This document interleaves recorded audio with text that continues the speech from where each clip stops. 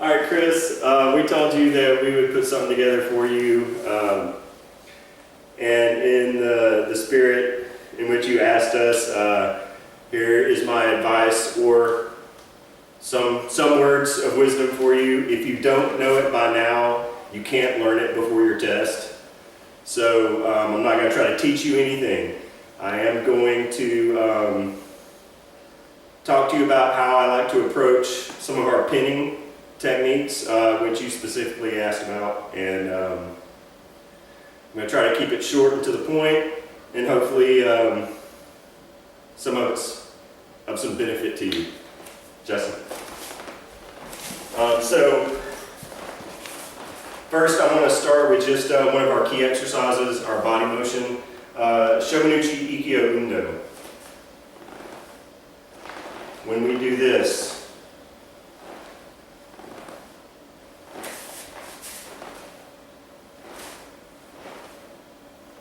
right, and so in relation to another person, we're going to turn this into an exercise that we like to do, a two-person exercise.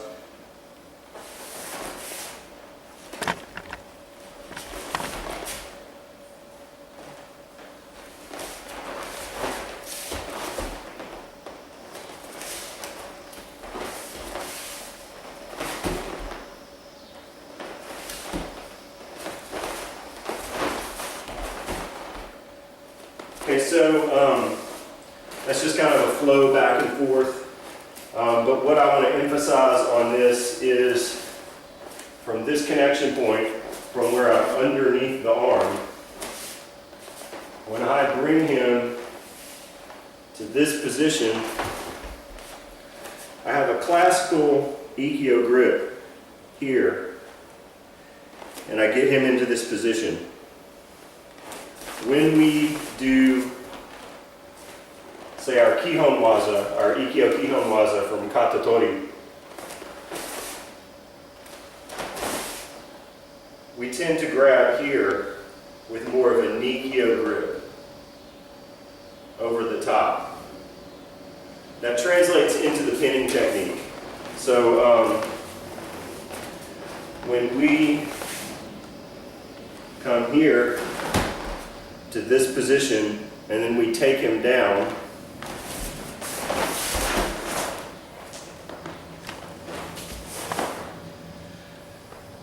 we end up with this more classical Ikkyo grip, and when we take him to the pin, we do what we consider first Ikkyo pin, where it's a hold down, and we roll the elbow forward so that he cannot get up, but it's not really a pain compliance. And it's really more just of a hold down.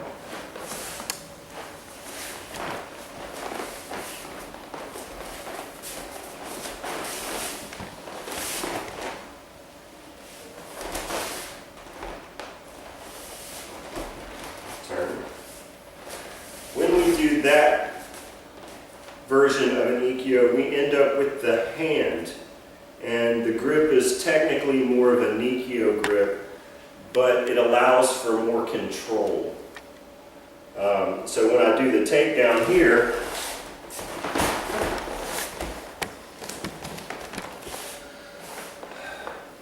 I can do what we refer to as a second pin,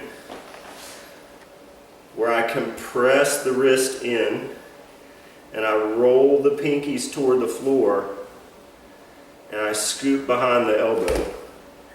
So we would consider that a Nikkyo second pin. We could also do the third pin, which is here.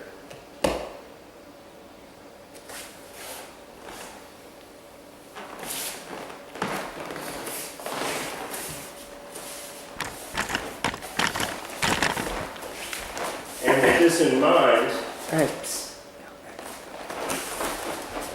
with this in mind, I want to talk about this control position from Ikkyo.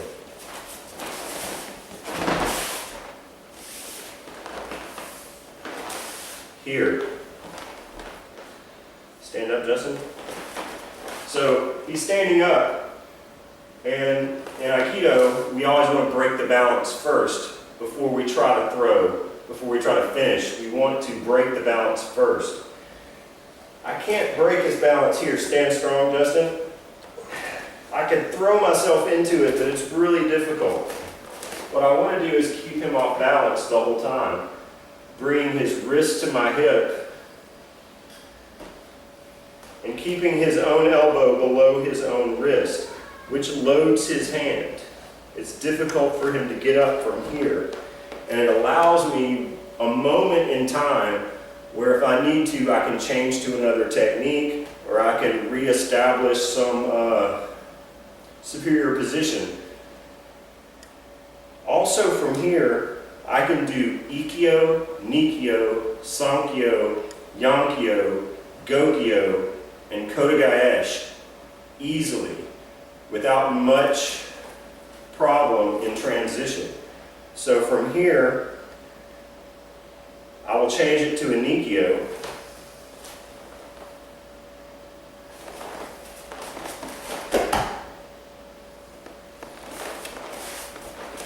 From here, I can do Sankyo.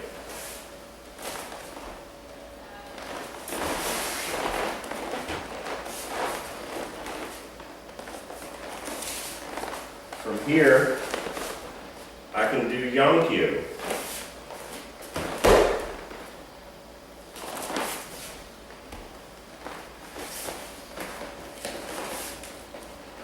From here, I can do Gokyo.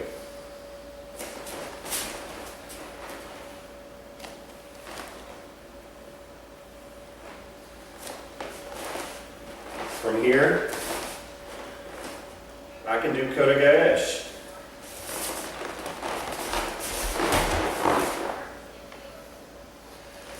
Scoot this way, Justin. Okay, so we've gotten Kotegaeshi. We can do this bit.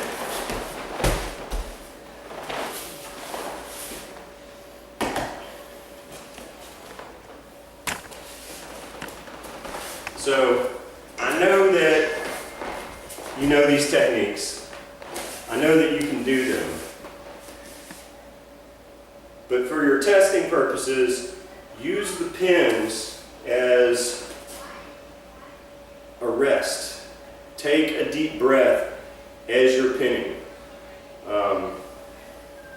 It helps you control the pace of the test. Outside of these few things that I think you can think about and add to what you already do in a short period of time, because they're just subtle things to think about. Other than that, you're ready to take your test. You can't learn anything new. But that's all I have. Jerry, I think, wants to say something. Jerry? All right, Chris. Since John talked about pins, I'm going to take just a second to talk about your throws. And simply remind you to follow your throws with your entire body and not to stop just because the person's falling. John? If I'm doing a ringi-nage, and I come through, just because he's falling does not mean I stop. As I take him, I'm still in position. I didn't stop because he started falling. I follow through, and I'm on balance. I don't push. I don't go for